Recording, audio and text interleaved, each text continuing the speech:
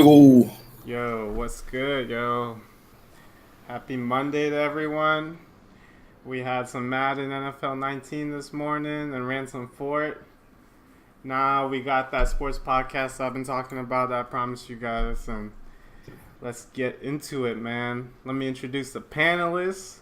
We got the one and only Real Sports Guru. You can catch him on Twitter at real_sports guru. And with me, you've seen him live on Twitch. Scuba Steve, loud to the pack, with us tonight. How you What guys up? doing? Doing great. I'm ready to get this on. We're I'm ready doing to good. put you guys in this panelist. Let's get it, man. No Lotus Towel tonight. Hopefully we'll get him next time. So, we just watched one of the best quarterbacks in the league perform some magic shit. Dude's a magician, man. What are you guys' reaction from tonight? The best quarterback. Can we get it right now? Can we finally say it? I know me and this man in the middle have been since freshman year of college, I think, about. And I know Tom Brady's great, and he just did it again last night. And it's recent. It's not recency bias. I've been saying this since he came in the league. I think Aaron Rodgers is the best quarterback I've ever seen. But I mean, all I know for sure is him and Tom Brady are the two very best. Sorry, no disrespect to Peyton Manning, no disrespect to Joe Montana, Johnny Unitas, whoever you want to put up there. None of them have done it every week on this level. Drew Brees. That's all I have to say about this. I think this man is the greatest we've ever seen, and we're just lucky to be watching him and Tom Brady still. Honestly, Rodgers definitely is one of the best to ever do it. I mean, talent-wise, he can do everything on the field. He can throw, he can run, he can read the defense. He's honestly like the cream of the crop. But I still got to put Brady above him just because Brady's just been able to do it at such a sustained level for so long at this point. I mean, he's got the rings. I mean, when was the last time Rodgers was even in the Super Bowl? Like, he's what, two? What is he? He's got one Super Bowl win. Like, yeah. I'm sorry, that's just not. And when you're at that level at the top, you got to be bringing these Super Bowl rings. And Brady's bringing the rings. He is bringing the rings. Yeah, I mean, and I don't like Tom Brady. I mean, I put that out there. Yeah, put that out I just want it to be known. I don't like him. He cheated. That's all I'm saying. Yeah, but I mean, look at what Tom did last night. I mean, against the Chiefs defense, terrible defense, trash defense. But hold on, can we talk about the guy who let him go? He's still out here cheating. They're paying off the Chiefs D-line to give him a hug and then push him in, give him a little tap on the butt and say, going on into the end zone. I mean, I think he was like, I don't really want to win this one. He didn't want the fine. He didn't want the fine, and I mean, I think moving forward, the NFL is really gonna have to figure out some way to get the players to be as safe as possible without ruining the integrity of the game. But going back to the Monday night game, I mean, how about Davante Adams? It looks like him and A-Rod are just connected on another level. They're just so on point with each other. That back shoulder fade that Rodgers has been doing with Jordy Nelson for as long as he's been in the league. I mean, Greg Jennings before that. I mean, it's just so money into what the two we saw tonight back to back were two of the very best I've ever seen. And those weren't even his best throws this year. I mean, still his past week one in the Bears game to Jerron Allison, that to me is still probably the best throw all year. But the thing that we can't forget either that is just amazing to me is what he's doing right now. He did the Bears game, obviously, and now still he's doing this limping around on one leg. I mean, it's nowhere near playing at 100%, and he's just out here just shredding teams with his arm in the fourth quarter. I mean, still showing the mobility, even though he can't run full speed. He picked up about 20 yards there to set up that game-winning drive. So let me pass it off to you guys as I get my lighting back. But yeah, it's just amazing. He's doing it all on one leg, and he's still the best quarterback in the league on one leg. The reason he's doing it on one leg is the reason why I can't put him ahead of Brady right now, because Brady's he's healthy and he's playing well. I mean, he's playing with Edelman coming back really helped his receiving core, but before that, it was literally Gronk or nothing. He's playing with nobody. Davante Adams is a better receiver than anybody other than Gronk for the Patriots all season, up until Edelman coming back. I mean, Edelman's really good, but like Davante Adams is still better. I like Josh Gordon, but like he just got there, so like I'm not even going to put him in the conversation. Yeah. So I mean, I uh, I don't know. I just think Brady's doing it with lust right now. Um, but I mean, Other he than does beat the Devonta and Warriors. Jimmy Graham, I guess, who does he have, though? I mean, it's Yeah. just they both got a Cobb couple is guys. injured. Yeah, Cobb is They both just a got a injured. lot couple of dudes are guys. injured. Right. I like Geronimo too.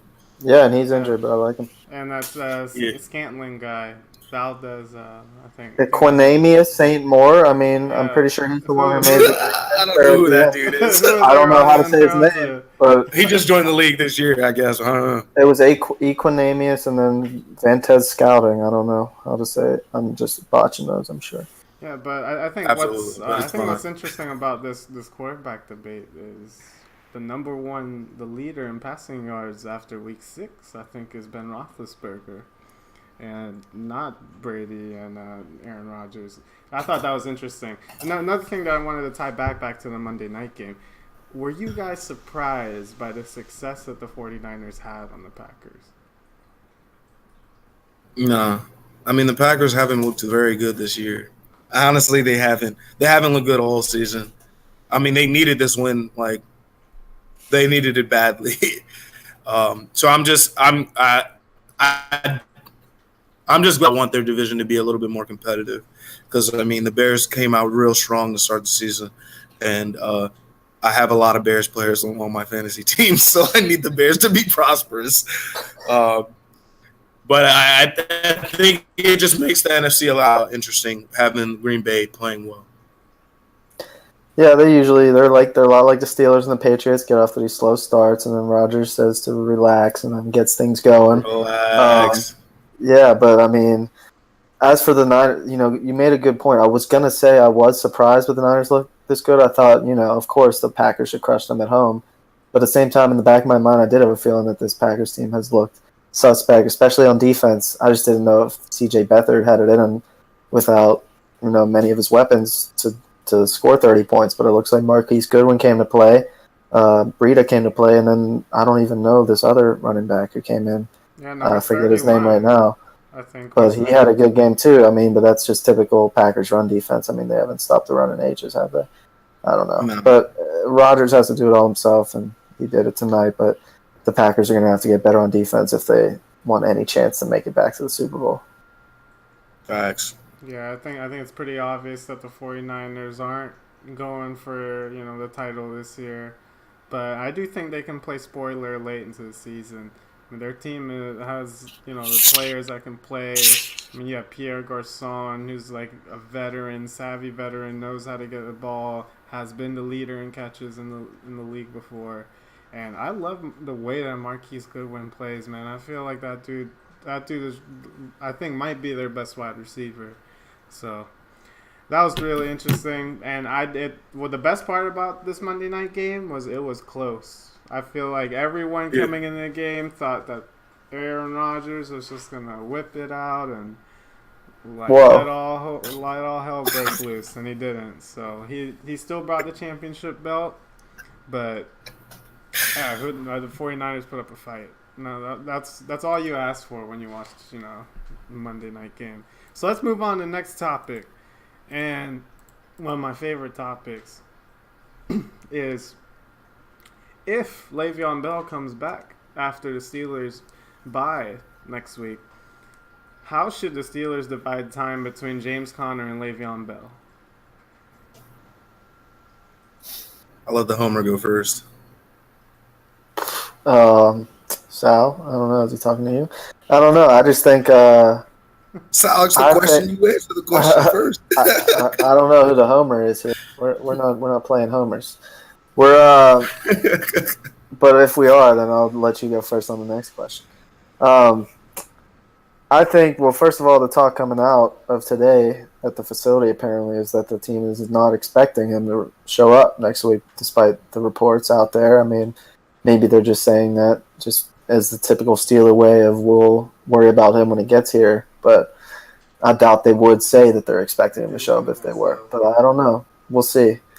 If he shows up, though, as the question said, I think you can't put James Conner on the bench like you did in the past with like LeGarrette Blount or James Conner last year as a rookie even.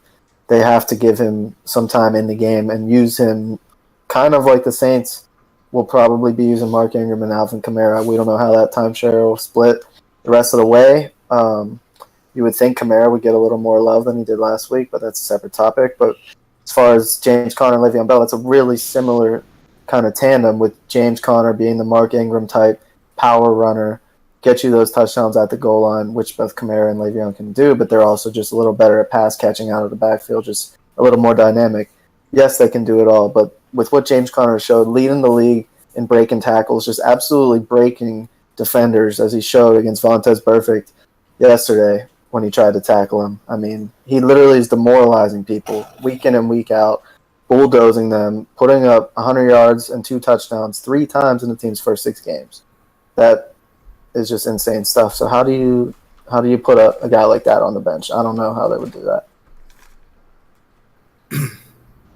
I don't know either, but he's got to go to the bench right away. Le'Veon Bell is, in my opinion, he's the best running back in football if he's playing.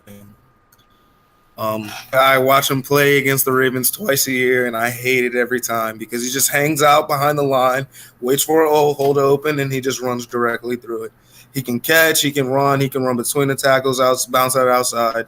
I mean, the dude's just talented, and the numbers support it. He's fresh too. That's another thing. He hasn't played all season, so he's gonna have fresh legs when he comes in. I think he would get the lion's share of the touches. He's gonna get, at least in my opinion, 20+ touches a game, and Connor can come in and get 5 to 10 because I don't see enough room in the backfield for both of them. Because I think Le'Veon's just that good. Are you guys seeing James Conner 60%, Le'Veon 40%, and that by the end of the season will be 70-30 in Le'Veon's favor? Or do you think the Steelers are worried given that TMZ caught Le'Veon out in Florida, out partying and out on jet skis? Like, is his mind really into the Pittsburgh Steelers and whether or not he's willing to commit his mind, body, and soul to this team? And I think that's what the team really needs to really make this push in the postseason. And I think what James Conner has shown is that he is willing to sacrifice and give all that blood, sweat, and tears for the team. And I think the win of the Bengals, I mean, you can say it was luck, it was a nail biter, but I mean, a lot of it was due to the success of James Conner against that Bengals defense. I mean, like Guru said, yes, Le'Veon will have fresh legs, but will he be rusty as well without a training camp, without anything like Southside out partying, traveling on a boat? I mean, last year it took him a couple games, I think, to get going after holding out. I mean, and he's such a great player, I wouldn't be surprised if he could just throw him in there and put up more than 100 scrimmage yards a game. Sure, that's what he does. He does that in his sleep. But will he be as effective as James Conner has been in breaking down these defenses? I don't know. All I know is, it's not like you can just make Le'Veon Bell second string. He's going to be in the game, probably starting, should be probably starting if he comes back. But anything more than 60-40 or 65-35 I think would be too much. You have to let Conner keep eating and breaking down defenses. You can't just let Le'Veon sit back there with his patient style and just wait for that hole all game, because that doesn't take a toll on defenses. And sometimes against great defenses, like the Jaguars, like the Ravens, that doesn't work. Those big guys are just going to stuff those holes right up. So you need guys that are going to get to the second level and punish those defenders and make it so that they don't want to tackle you late in the games in the third and fourth quarter, especially when we come into December and January. Yeah, I mean, I was being very facetious when I thought that he was going to get 5 carries, but at the same time, I think it's going to start off like it'll be about it'll be close to almost a split, 60-40 maybe to begin the season. But I think if you guys are going to be winning games, it's going to be because Le'Veon is playing a lot more. He's going to be playing a lot more than James Conner, because Le'Veon is just a game changer. And honestly, they might do a lot of split backs with them on the field, because I can see them taking Le'Veon out and making him play in the slot a little bit more, just because of how effective Conner has been with you guys. And I mean, Le'Veon can catch the ball, so that's not a problem. He's probably like your third best receiver on the team. after Juju and AB. So, I mean, he's a stud, and you got to get him on the field as much as you can. But I definitely see the value in keeping Connor on the field too. Yeah, and it seems like the fans love James Conner, and I do think LeVeon might have a hard time going back out there on the field, especially with the team and the fans. Looks like against him and what they want to do. But yeah, us as Steelers fans, we're just hoping for the best, hoping LeVeon comes back so we can insert him into our starting lineups in fantasy, right, guys? Well, all right, let's move on to the next question. Well, let's stay within the topic of the running back. And let's talk about after 6 weeks of the 2018 season, who do you guys have in your top 5? Who are your top 5 running backs in the NFL?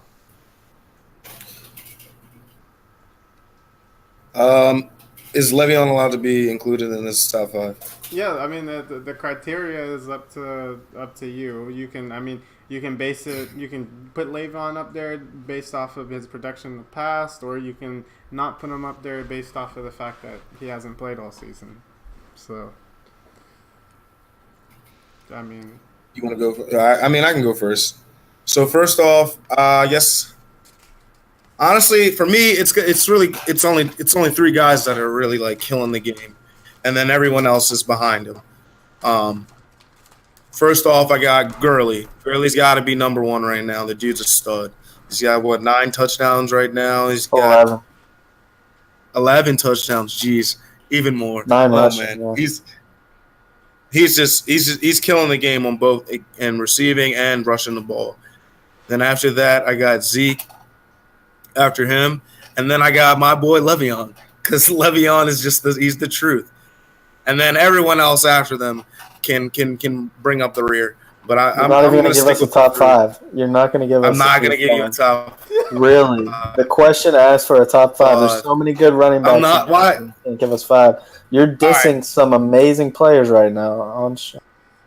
That's what I'm hearing. Some sneak dissing from the guru. All right, then give me your 5, and we can discuss. See, I got so many of it's tough to narrow it to 5. You know what? I barely even want to put LeVeon Bell on this list. And first of all, can we go back a second? Can we rewind to when we were talking about him? Didn't you say he was the best running back in the league for your money when he's on the field? But you're putting him. Yes, I put him at 3 because he hasn't played all season. That's the only reason I put him at 3. Okay. If he was playing right now, I would assume. We'll I mean, all right. I will add a 4th. Just a 4th.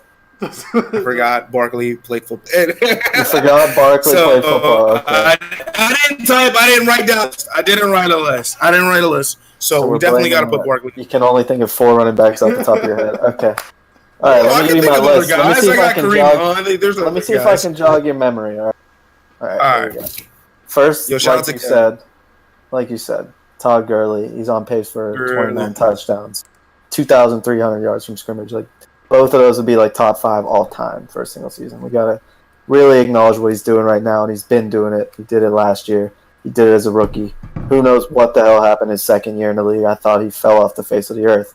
A lot of that was probably due to his offensive line. But anyway, just the way he's played, it's unbelievable. If he keeps this up, he's clearly the best running back in the league. And he's on his way to back-to-back Offensive Player of the Year awards, which would be pretty special itself for a running back. So he's number 1. But the guy who was right on his heels until his backfield mate came back last week and just ruined everything for some fantasy owners, yours included. I mean, just punch to the gut. Thanks, Sean Payton. But Alvin Kamara was having a better season than Gurley until that. 4 weeks in, he was the one that was putting up the craziest numbers, leading the league, on pace for like 140 catches. I mean, just an incredible player, and he did it last year as a rookie, and you could tell when you watch this guy with the football, it's something like you've never seen in our lifetimes. There might have been running backs beforehand, like Jim Browns of the world, that were just no one compares to, but this is a guy that you've never seen his running style just so smooth, the way he glides and just jogs for like 70-yard touchdowns, and it looks like he's not even running. Never seen it before, and just the power. Guys slip off of him. Just an incredible player. The tape and the numbers speak for itself. So we'll see what happens with Ingram coming back. They tried to get him back involved last week. Hopefully they give Kamara his touches because Ingram's good, but Kamara is one of the best running backs I've ever seen. So he's number 2. Number 3, this is where it gets really tough for me, but a guy who I thought coming into the saying it, this guy might be the best running back in the world already. And if it wasn't for Gurley and Kamara doing otherworldly things, Saquon Barkley, just an amazing player, the most talented back to come into the league in a long time, just a freak, and he's proven it every game, getting better and better. He's only 6 games in, and he's on pace for more than 2,000 yards from scrimmage. Like, he's just everything we thought he would be and more. What's up? Hey, is that Kev? Oh my god! I was like, who's coming into the screen? Oh Kev my just pops in the god! back. Kev the Hustler. Anyway, so Barkley takes the 3rd spot. Number 4. This is where I'll come in with Le'Veon Bell, and that's why I'm comfortable those 3 ahead of him, because I said even when Barkley was at Penn State, I thought he was better than Le'Veon Bell last year. Wow. Because you know why Le'Veon Bell's number 4 and not top 3? His longest run last year, I believe, was 29 yards. This is not a guy that's ever going to break you an 80-yard touchdown run. And yeah, he racks them up and he can catch it and do it all. Most yards from scrimmage per game ever. That's great. He plays in a great offense. He does everything you could want out of a running back, but he doesn't break those big game-changing, game-breaking runs that you see the guys in the top 3 and some guys behind him do every week. So that's why Le'Veon's my number 4. And then another guy that can do that is Zeke Elliott, like you said. I mean, he did it to the Steelers. He's done it to so many people. He can break it off the big one. He can do it all. He can catch. He's powerful. I mean, it's tough to put a guy that good at number 5. You put him at 2, but I don't see how you could put Zeke ahead of those other 4 because of what they do catching the ball. Zeke can catch the ball, but those other 4 just are like receivers that are also happen to be the best running backs in the game. So it sucks to put a guy like Melvin Gordon out on the list. He's on pace for about 2,000 yards and 24 touchdowns, and he's not top 5. And like you said, Kareem Hunt, not top 5. Leonard Fournette and Dalvin Cook are hurt, not even sniffing the top 5. So that's my top 5 guys. And James Conner, maybe, if he keeps getting his chances. He has to do it for a longer time, but he's putting up crazy numbers too, and he wouldn't even make the All-Pro team sniff it right now with his stats. So that's my 5. I got 1, Gurley, 2, Kamara, 3, Barkley, 4, Bell, 5, Elliott. Yeah, I think for me the list is probably similar at the top. I mean, I think we've spoken enough about Gurley, probably a potential MVP candidate. But my 2 through 5 that I came up with before coming in here was a little different though. So number 2, I had to go with Zeke just because of what he's done over the past 2 seasons. I mean, when I was coming up with the list, I thought about, not just, I mean, we were talking about after 6 weeks, but I'm also thinking about like the value of this team in terms of availability and, whether or not they're there all the time. He's amazing. Number 3, and I feel like this might be premature. I think it's Saquon Barkley. I mean, if you look at, runs over 40 yards or more, I think going into week 6, he had, 3, and everyone else like that is in the comparable bell cow type of running back list only had maybe 1 at most. He had 1 or 2 more this week too. Yeah, and he's breaking out big gains. I mean, that's what he does. He was averaging over 5 a clip. So that was my number 3. Number 4 has to be the dual threat Alvin Kamara. I think that dude before Ingram came in was kind of stealing the show. Like in New Orleans, him and Michael Thomas, I think, really showed that they didn't need Ingram. And they and I would say number 5, and I think you guys are being a little disrespectful. I think Melvin Gordon does deserve that number 5 spot. Just because we're being disrespectful. Just because we're being disrespectful, crazy. Just because I think Le'Veon. I mean, if you look at an availability standpoint over the past 3 seasons, you had suspension because of what happened over at McKnight Road. You had the suspension because of believe it was a test, like because of that, stemming from that, and then also, the injuries that have come up. I think when healthy, I believe that Le'Veon Bell is arguably the best player in the league. So I agree with you guys all on that point. And yeah, I think the list is pretty clear. It's pretty clear that we're at a golden age of running backs that I don't know we've seen in a long time, maybe since we were younger. So Can we speak about David Johnson? What happened to that guy? He was number one 2 years ago. He's not even cracking the top 10. And but he's He playing. just He's fell off a healthy. cliff. he's He's putting up healthy, like It's 70 yards and a touchdown a game, but he's not doing what he used to do with like Bruce right? Arians. Yeah, I think it's maybe the, he's the hurt. team and the scheme. Yeah, Team in the scheme. I mean, he's still a great player, but it's like there's so many of them. I mean, Melvin Gordon was on my honorable mention. Yeah.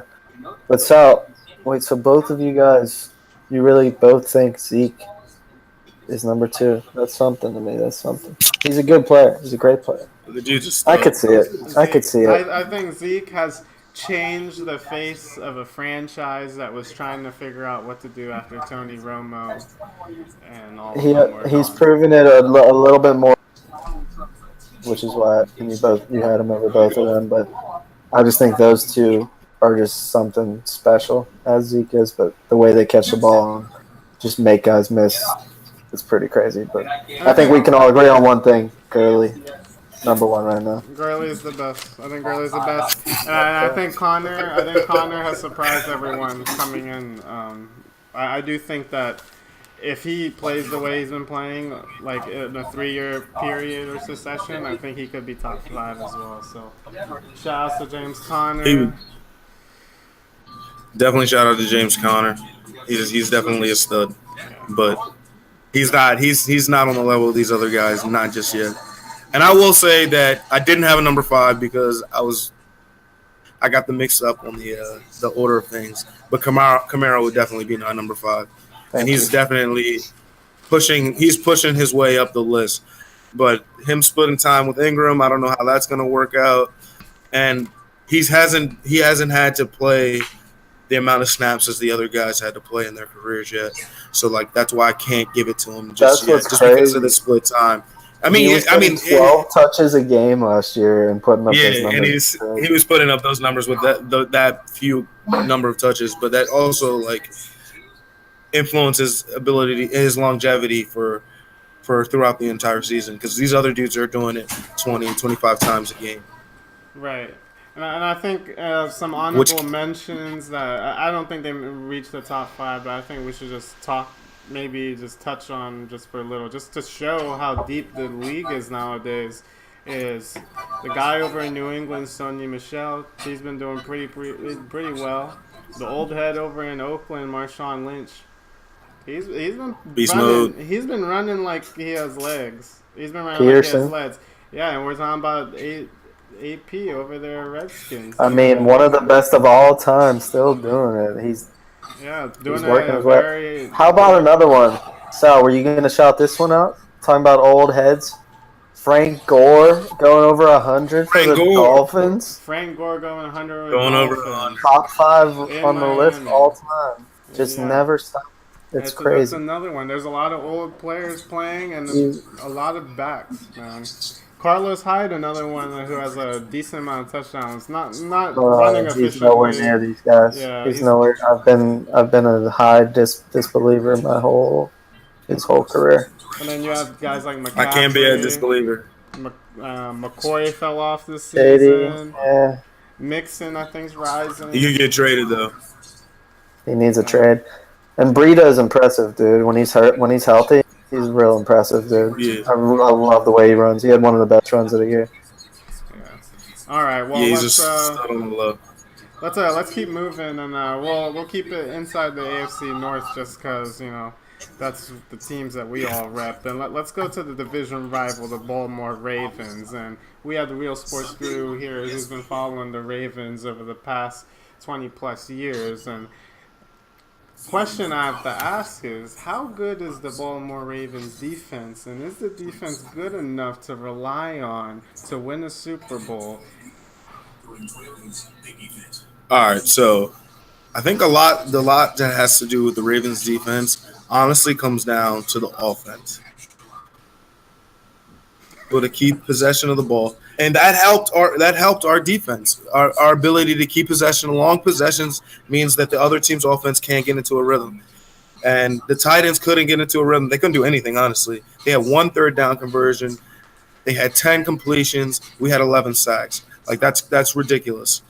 Um, I don't know if that's obviously that's not going to be sustainable. That was the most sacks in the history of the team, which is crazy because it's a team that has been known for its defenses throughout existence of the franchise. And I don't know.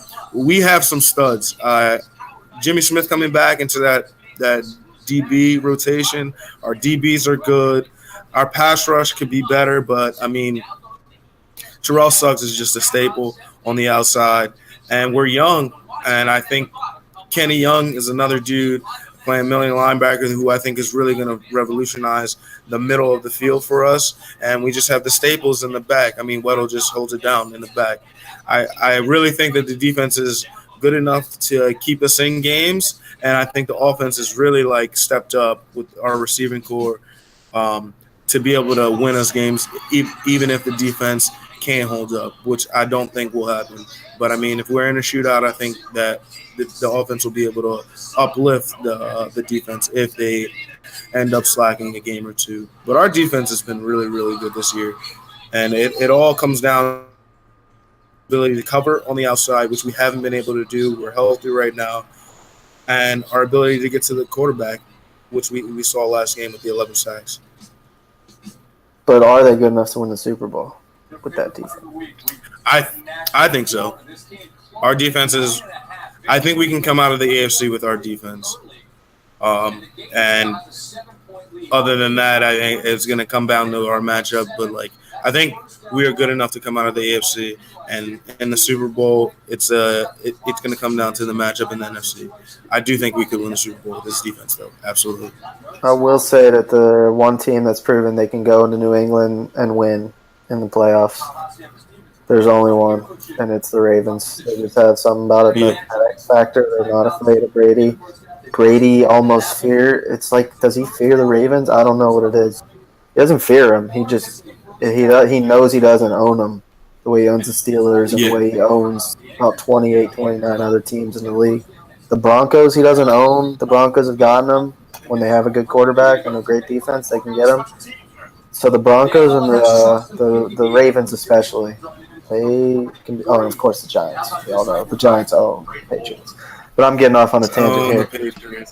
Back to the Ravens.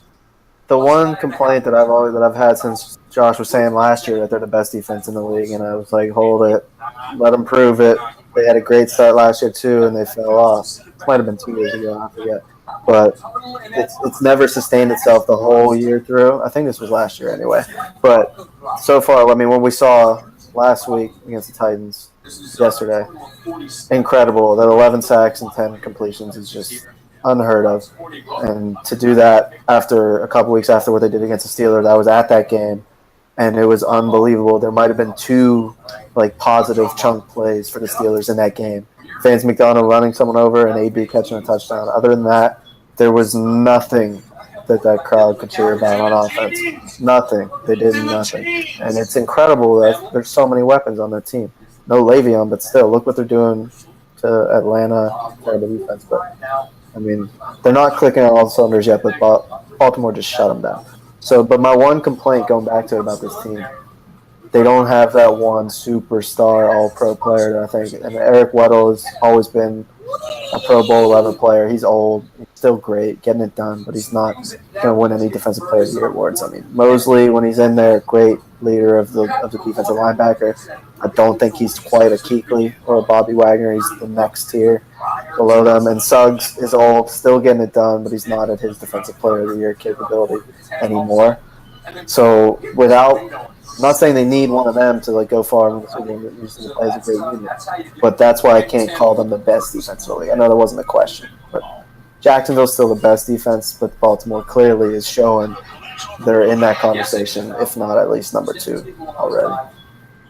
I feel like a lot of it has to do with our depth too. I'm sorry to interject, But like we have a defensive back that are good. We have 3 or 4 guys playing middle linebacker that can play. I mean, I mentioned the rookie from UCLA, Kenny Young. He's a stud. Tavon Young coming off an injury, he can play the slot. He was rated his rookie season. He was rated one of the best slot centers by Pro Football Focus. I'm slot cornerbacks. It's just like we're just a lot deeper than most teams. Most teams aren't playing their third or fourth cornerback in a starter role. I mean, Jimmy Smith hasn't played all season. He's just getting into the game. I mean, into shape.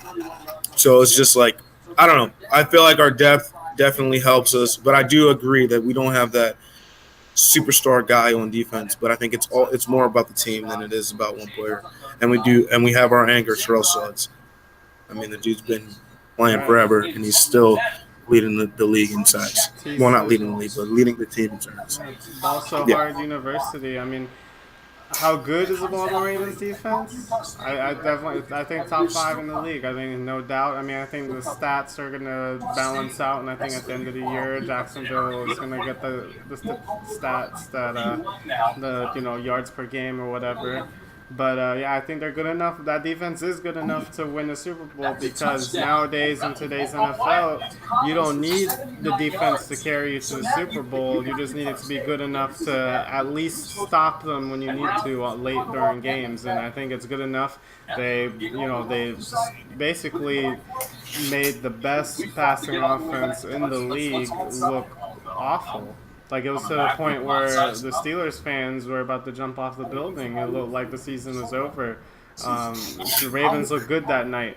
The interesting thing is the 2 losses were they conceded 24 points at Paul Barhound Stadium against Cincinnati, and then it was against the Cleveland Browns, at their stadium, and it was a 12-point loss. So even in those losses, it's not like they're getting torched at the end of the day. They're not giving up that many points. So I think the Ravens are at a good spot. I think at the end of the year, the Bengals are going to be fraudulent as always, and I think this always year frauds. There's going to be 2 AFC North wildcard spots, and it is not going to Cincinnati. So that's my prediction. That was live on camera. You can write that down. You think the Browns are good?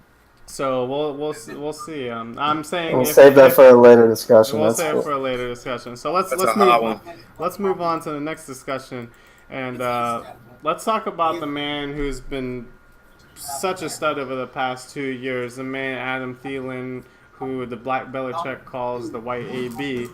And yeah, he's been on pace for a crazy amount right now. Like after what was it been 6 games? It's like 58 catches, 712 yards, something like that, something crazy like that.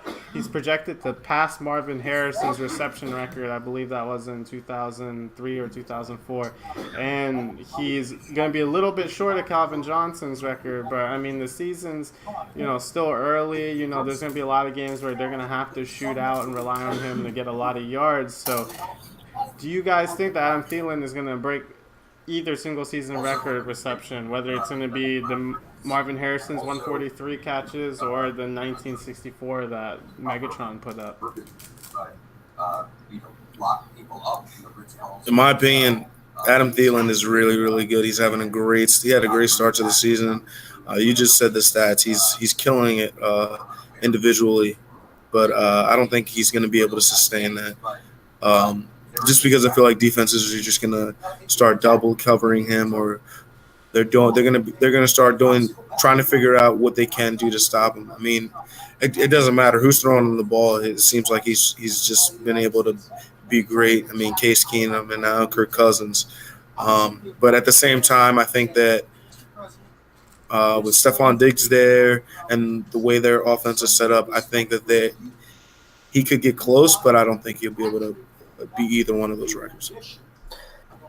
Personally, I wasn't sure if anyone would ever break Marvin Harrison's 143, and then AB and Julio both came real close. A couple years ago, they had 136 each.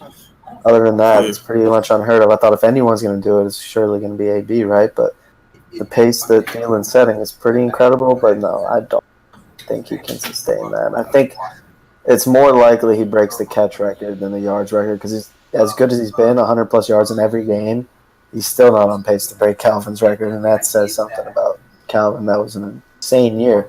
But let's think about Thielen. Even though he's putting up 100+ every game, he's not going for 220, really, right? You're not seeing that. He could. We'll see it. But he does have Diggs there, too. He's not going to get all the targets, and that helps. It's tough. They can't really double him when they've got Diggs. And then if Cook comes back, too, I mean, Murray played well also. It's like they're not going to be able to afford to just focus on Thielen. That's part of why. And the other part of it is he's just so consistent, such a great route runner. If he's not the best route runner in the league, he's probably top 3. That's why, I mean, no matter what you do, they know he's getting the ball, but he's going to get open because he runs great routes. He's got really good size, and he's got deceptive speed. So, I mean, the numbers are a little inflated right now. It's still early. I think he'll come back down to earth a little bit, but he's going to blow past 100 catches. I mean, 58 catches in 6 games, let's say. So he's going to probably get 120 catches this year, probably 1,500 yards, and we'll see maybe double-digit touchdowns, and those are all pro numbers. So he's clearly proven himself to be no fluke, and it's a really cool story. Yeah, I mean, I don't think this was as much as a sleeper as I think some fans have seen it. I know you guys have definitely been up on Thielen over the last year, but I mean, even if you look at last year, we're talking about 91 receptions, 1276 in terms of the yards. And that was on a year when I don't think as many defenses were prepping for him. So coming into this year, he was basically top 15, top 10 wide receiver, and he's still going at this rate, this record pacing rate. So Getting better. And he's getting better. I do think he's going to break the reception record just because nowadays, I mean, we dink and dunk all the time. Like, you can get 10 receptions, especially in that offense. It seems like it's geared towards just getting these receivers at least over 5 catches per game. So I do think he has a good shot at that. Yards, I don't think he has any chance. I think at the end of the day, I think like the game, it all depends on the game flow. I mean, if they get ahead in games, they might not even need him to get those extra yards. So I think it was, back with Calvin Johnson, like the team really relied on Megatron to really push the ball up. And they had other players, but it was definitely catered towards Megatron. Whereas this is a Vikings offense that they want to spread the ball around. They still want to run the ball and pass, and have that balance in between. So Adam Thielen, man, he's killing it. But yeah, I don't see him catching Calvin. But I think the Marvin Harrison record, I think, is on the table. We'll see though. It's just so crazy to think about as crazy fast starts he's had. He's going to need, I believe, 86 catches in the last 10 games to break that record. That'd be insane. Yeah, that would be insane. I mean, I think the schedule is definitely going to help them just because they're going to be in a few shootouts. They got to play the Saints. They got to play the Bears twice still. They got to play the Packers. They got to play the Patriots, and they still got to play the Seahawks. So these are all games where they might be in a situation where they're gonna need to score some points, and Thielen's definitely the number one option for their offense for sure. Right, and even if you look at the defensive, in terms of passing defenses, I mean, they're playing the Jets, I think, are bottom, Saints are bottom of the league. Like, the only teams they're playing that are in the top 15th of the league are the Lions, and even them, they've shown, they play in the dome, so I'm pretty sure that the Vikings are going to be able to throw the ball up in their dome. So, yeah, I think Thielen definitely has that good shot. So, I mean, leading up to the next question that I wanted to go with, since Thielen is moving at this rate, is Thielen the best wide receiver in the NFL this year? No. No. I mean, if we're talking about right now, like, his stats are the best, he would be first-team All-Pro. Like, he would be the leading vote getter for that. But that's just through 6 games, and that's why they don't vote after 6 games. I mean, Antonio Brown's still the best in the league, clearly head and shoulders, and then you can put whoever you want at number 2. Thielen's making an argument for that. But if that's your question, then I'm saying no. Yeah, no, I'm going no as well. Definitely Antonio. I think at 2 would have to be a guy like DeAndre Hopkins, man. I think DeAndre Hopkins is having a great season. Either him or like Michael Thomas. Those dudes are just studs. He's right in there, just statistically. But I think you got to look at the body of work in their career. I mean, Thielen's had a great last 2 seasons, but there's some guys who had sustained greatness in the league, and I mean, DeAndre Hopkins has had nobody throwing him the ball. I mean, Deshaun Watson is really good, but um, before that, he was still putting up great numbers when he had like Brock Osweiler and Steve throwing him the ball. It didn't matter. It doesn't matter who's throwing him the ball. Similar to a He's killing him. Fitz, a guy who has not done anything this year. It's kind of sad to see, but that's like a Larry Fitz, DeAndre Hopkins. Kind of when you think about it, I never thought about that before. But with his hands and everything, his build, he's kind of like the new age Fitz, even though Fitz is still playing. Just doesn't matter who's throwing the Yeah, ball; no, it's going to stick to his fingers. Did you see his touchdown this last game? That was incredible, dude. And absolutely incredible. never forget what he did to the Steelers on Christmas last year. Never forget that shit. That was insane, man. Hopkins is the man. He's probably my number 3. I still have Beckham at 2. They just need to fucking give him a quarterback and throw that man the ball. He's insane. But Davante Adams I think showed Beckham's tonight. overrated. That's Oh, it. yeah. Davante Adams is rising Davante too. Adams showed tonight. He is a very good case for top 5. But we'll probably come back to the top 5 another Yeah. time. Yeah, I mean, for me, I mean, even if I were to do a quick top 5, I mean, for doing based off his stats, I think Thielen is the, undisputed number 1 statistically. But I mean, I think when it comes to, you know, if I want a wide receiver right now who to throw a ball to, I mean, AB, I think is the best. I mean, I think he's shown it yesterday against the Bengals late in the game. He showed that he can make it through, weather the storm and make it through the adversity early in the season and really, get past that. The thing about Thielen is they've had so much success. Like, I want to see how he handles some adversity, I think, in the game plan and see, how's he going to adjust once guys do start, having the right game plan for this guy. But I think outside of him, I think Hopkins definitely, and then I think Tyreek, the freak. I think he's in my top 5. Yeah. And I think I'm going to have to give it to AJ Green just because he's been finding the end zone a lot more than some of these other guys who I think may be more gifted in terms of their, athletic ability. But, I mean, he's doing Did you just really call well. AJ Green not gifted in terms of his athletic ability? No, I'm saying Can we pull up the clip of his one-handed catch in high school? Can you put that on your screen right now? Because that was probably one of the best catches of all time on any level. AJ's a beast. He's a guy who gets forgotten. You're not as far as the top 5. And I don't think I have him in my top 5 if we're doing that right. But he's a great player. But like you were saying about who was your other guy before AJ? Tyreek the freak. Tyreek the freak. Yeah, amazing game yesterday, but it's just so tough when he's just a speed guy. He's like, it's incredible. Just a speed guy. He's the greatest speed guy we've ever seen. Like, sorry, Deshaun Jackson, but like, he's like a next level of Deshaun Jackson. It's like a new form. It's insane, but no, he's not in my top 5 just because there's so many great guys. Like, he's in the top 10. AJ's definitely in the top 10, and Julio, a guy I love. That boy you love to hate, Julio. 0 touchdowns. Throw up the goose egg for Julio still.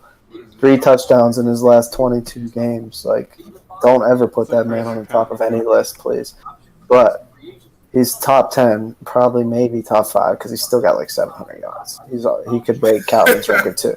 But he don't know how to find the end zone. He doesn't. He can't get open in the red zone. And if he does, the ball slips through. That's all I'm saying.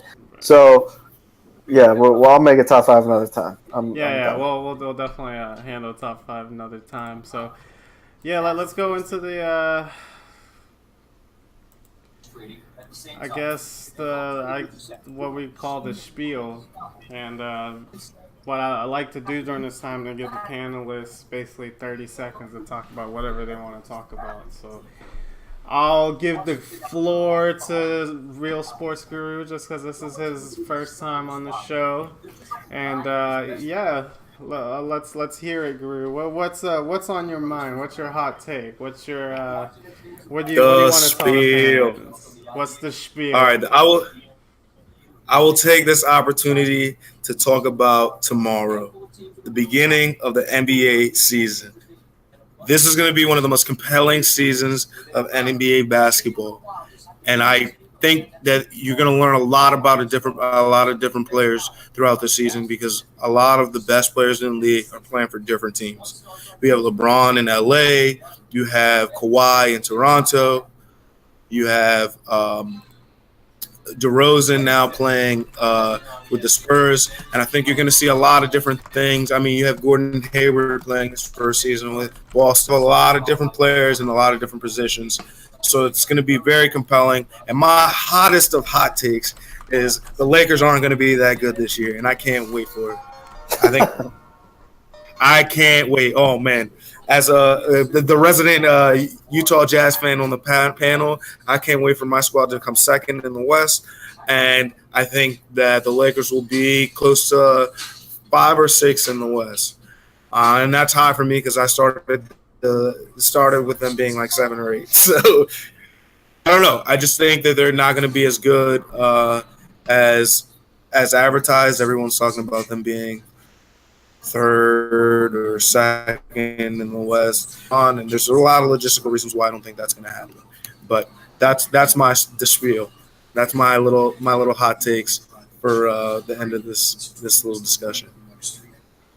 All right, well that's it, man. You heard the spiel from Guru, man. The NBA season starting soon, man. Shout out to LeBron in LA. We'll see if he can actually bring home the title back to Tinseltown. So, Scuba Steve, man, what's the spiel?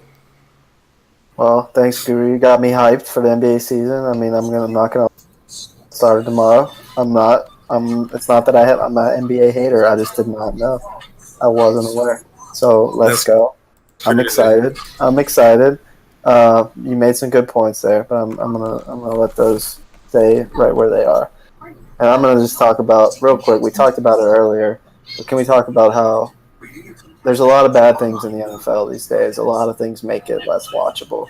You know, we've had all the concussion issues. We had a lot of bad injuries to start players last year. We've had way too many commercials, which from what I've seen, they might have cut back on a little bit, which makes me happy.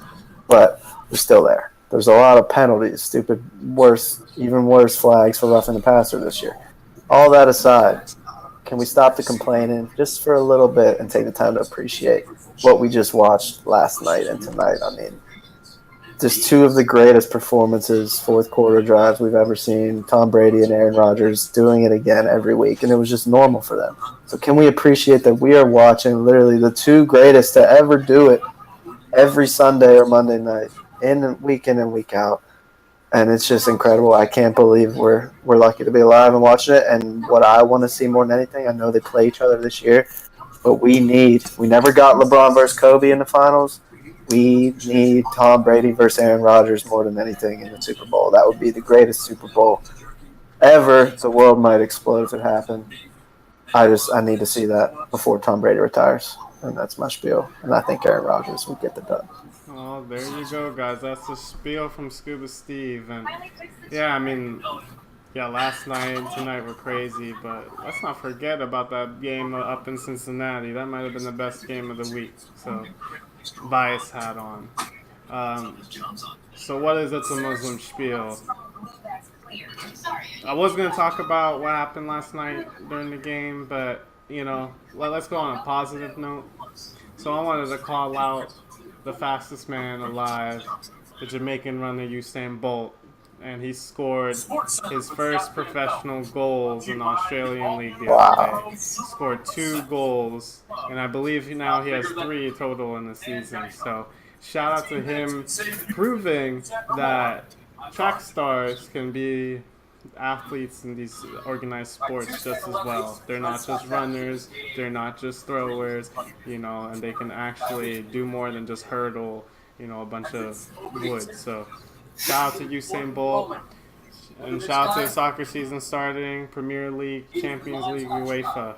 So that's it. That's the second episode of the Spiel. Thanks again to my panelists, Real Sports Gurus, Scuba Steve.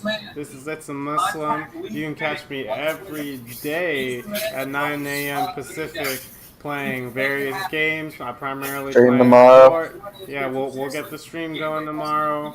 I just bought Madden NFL 19, so you'll be seeing that as well, and also Spider-Man, which I would argue is the best game of the year. So I hope you guys enjoy the stream. Hope you guys enjoy the sports podcast. And I think we're going to go live next week. I think we're looking good to go live. I think we're ready to go.